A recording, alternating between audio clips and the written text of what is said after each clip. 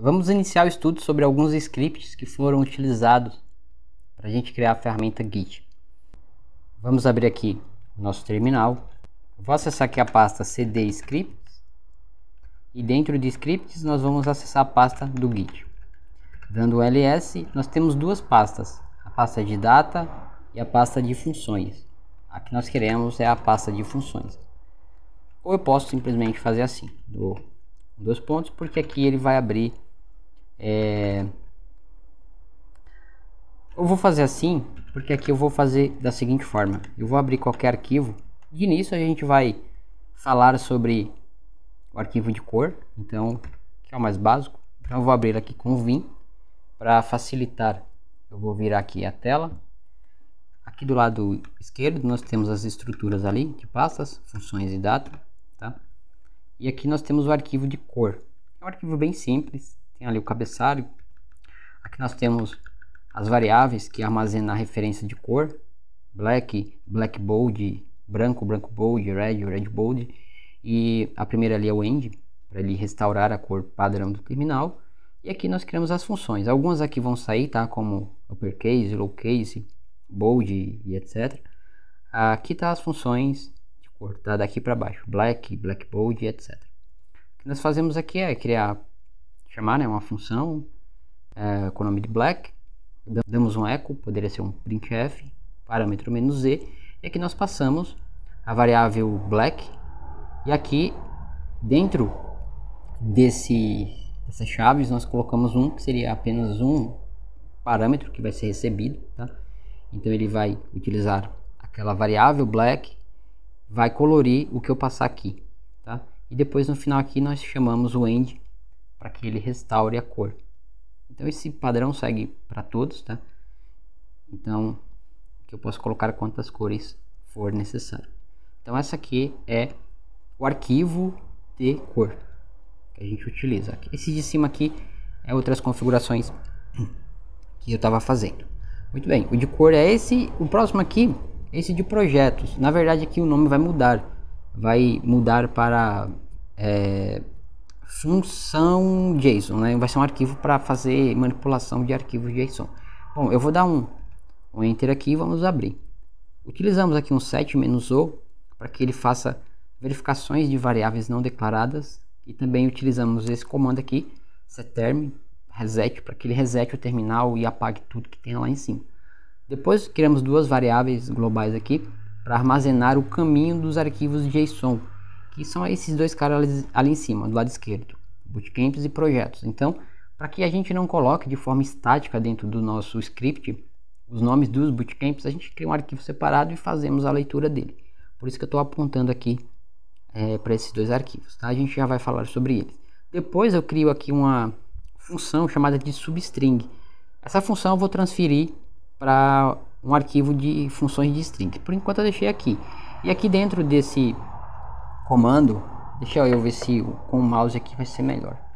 Deixa eu ver se vai pegar aqui. Ficou melhor, tá? Então aqui, ó, essa variável local, a primeira aqui, ó, chamada de string, ela vai receber o primeiro parâmetro. Depois a próxima variável chamada de length, vai ser o tamanho da string, e ela será recebida no parâmetro 2. Aqui a gente dá um echo, que ele vai devolver aqui um string, fazendo o seguinte, recebendo a primeira variável aqui, e a partir da posição 0, ele vai pegar o tamanho da string menos 1. Por que a gente vai fazer isso? Porque a gente quer remover o último caractere, manter a string intacta, porém removendo aquele último caractere, que você já vai entender o porquê. Depois a gente criou aqui uma função que efetivamente vai ler o arquivo JSON. Então criamos aqui essa estrutura de variáveis. A primeira variável é o tamanho da array, depois uma items array, a variável de resultados, e aqui duas variáveis que vai ser recebidas por parâmetro, no parâmetro 1 e no parâmetro 2. O arquivo JSON e o filtro, o tipo de filtro que vai ser efetuado. Por exemplo, eu quero filtrar uma estrutura específica lá dentro daquele JSON. Então a gente passa aqui. Depois a gente chama aqui um declare, que vai utilizar a tag aqui "-a", vai ser chamada de array result. aqui ele vai receber um array. Esse array result ele utiliza aqui com esse sinal aqui para que a gente execute um comando cat, ou seja, ele vai ler um arquivo. Que arquivo ele vai ler? Esse cara aqui, ó, o file JSON, tá? O arquivo que vai ser recebido por parâmetro. E depois a gente utiliza aqui um pipe para que façamos a filtragem aqui utilizando o JQ com o parâmetro "-r", ou seja, a gente vai passar o filtro aqui. Lembra que ele vai receber no segundo parâmetro? Então a gente passa esse cara aqui, dois parâmetros, tá? Um parâmetro do arquivo e o parâmetro do tipo de filtro. Depois fazemos aqui um for, deu um nome aqui aleatório, str, onde ele vai fazer um for na minha variável result, varrendo aqui, coloquei uma arroba para varrer todos os itens. E aqui dentro eu pego a variável item array, que nós criamos aqui, e ela vai armazenar, utilizando aqui um mais igual, o item que for trazido ali em cada laço. E no finalzinho aqui eu coloquei uma vírgula. Lembra que eu criei uma função aqui para extrair o último caractere? É justamente isso.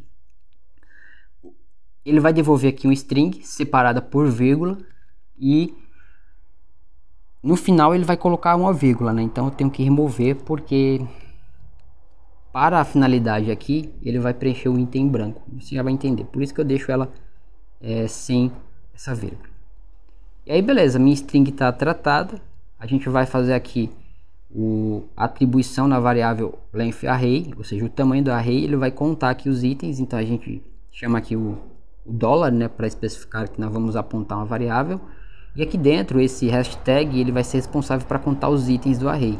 Então aqui nós passamos a variável que foi preenchida aqui, beleza? Depois aqui a variável result ela vai ser igual, aqui a gente encapsula dentro do string, e aqui nós vamos chamar quem? A função substring. Você percebe que ele está recebendo dois parâmetros, os itens do array, que seria a string, e o tamanho. Então ele vai pegar essa string aqui e vai remover o último item dela. Tá? Aqui ele está passando o tamanho. E aí no final eu dou um echo devolvendo aqui o resultado. Então essa é a função de leitura do JSON. Aqui a gente tem as funções que vai devolver os itens de cada arquivo JSON. Ó, aqui em cima eu vou abrir esses caras aqui, ó. Vou modificar aqui rapidinho. Aqui eu vou dar um enter. Olha, eu tenho um arquivo do Bootcamp e tem um arquivo aqui de projetos. Analisa esse nome aqui, tá? Ó, Bootcamps seria a estrutura, tá? E aqui em projetos, mesma coisa ali, ó, projetos, tá? Então esses nomes é o que vai ter a referência aqui, ó, tá? Deixa eu pegar aqui do Bootcamp. Eu coloquei ali, tá, ó, reduz, e coloquei ali um lalala que seria só de exemplo. Muito bem, a gente está aqui dentro de projetos. Vou abrir e vamos voltar aqui no finalzinho. Vou colocar aqui o mouse.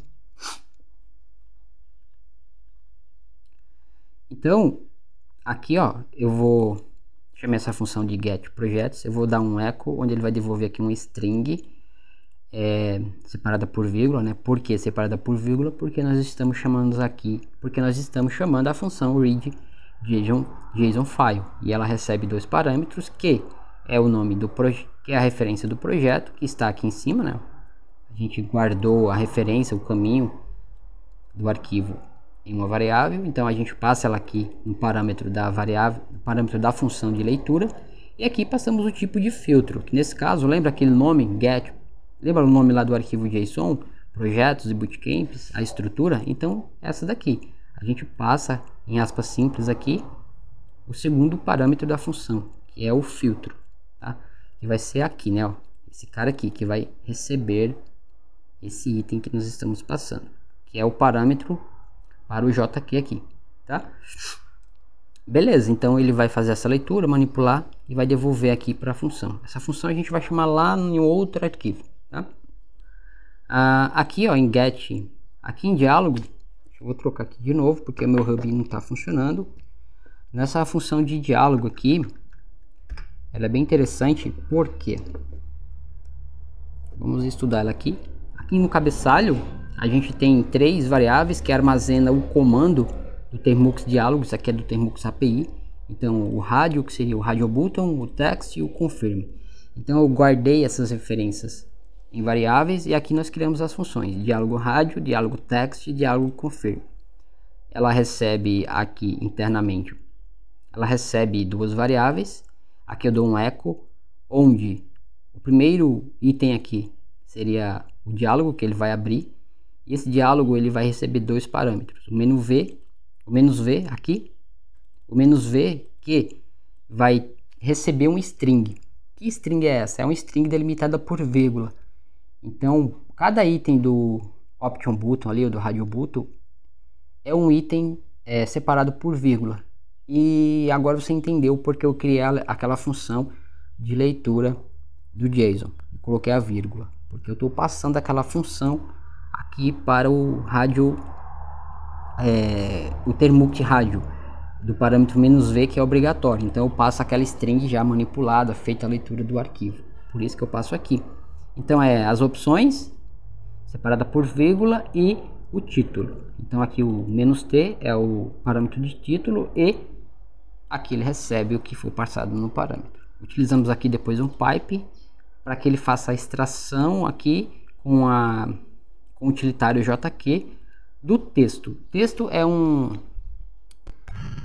aqui é a saída.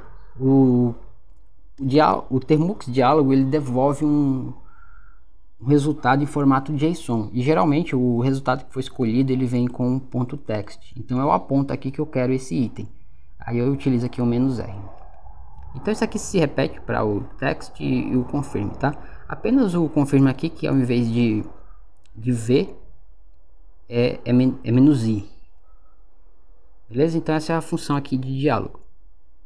Então a gente viu a função de color, de diálogo, de projetos.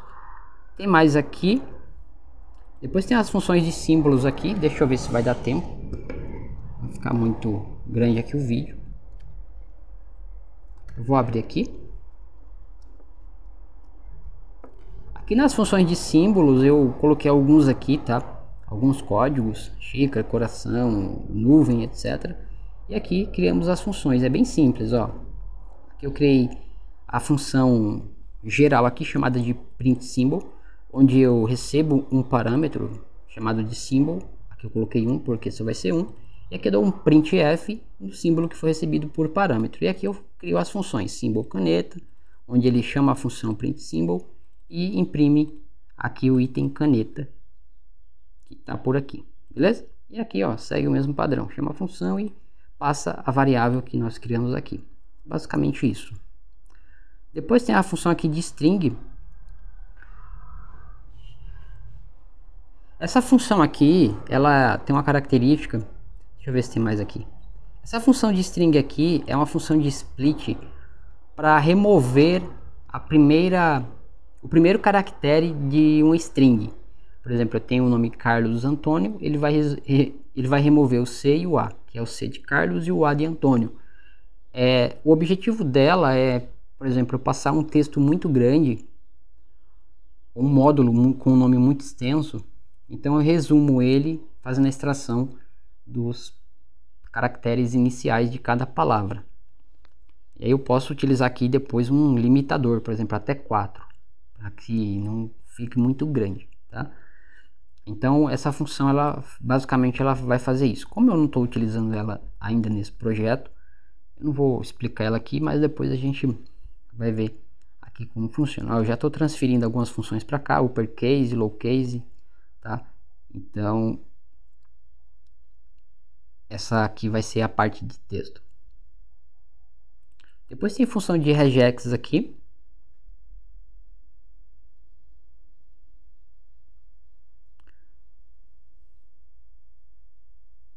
Essa função de regex aqui, também eu não estou utilizando ela ainda, mas ela tem uma finalidade que ela recebe dois parâmetros aqui e ela vai fazer a extração de itens que estiverem dentro de parênteses. Basicamente isso, eu passo um string, o que estiver dentro de parênteses ele vai extrair.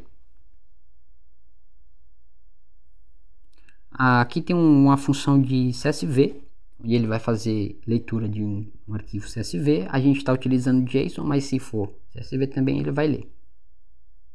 symbol, string, regex, projeto, diálogo, CSV, e aqui vem o commit. Deixa eu ver se tem mais algum aqui. Funções. Tá.